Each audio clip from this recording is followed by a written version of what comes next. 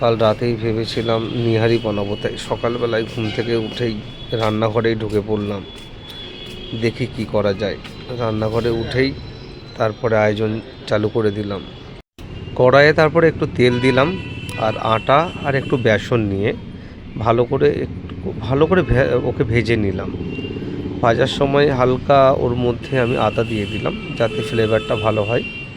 এবারে কিছুক্ষণ 10 মিনিটের মতন আমি প্রায় ভাজলাম এটা। তারপরে রেখে দিলাম শুকনো আদা, জয়িত্রী আর একটু জিরে কড়াইয়ে দিয়ে ভালো করে গরম করে নিলাম যাতে এটা ভালো করে পেঁচা যায়। তার জন্যে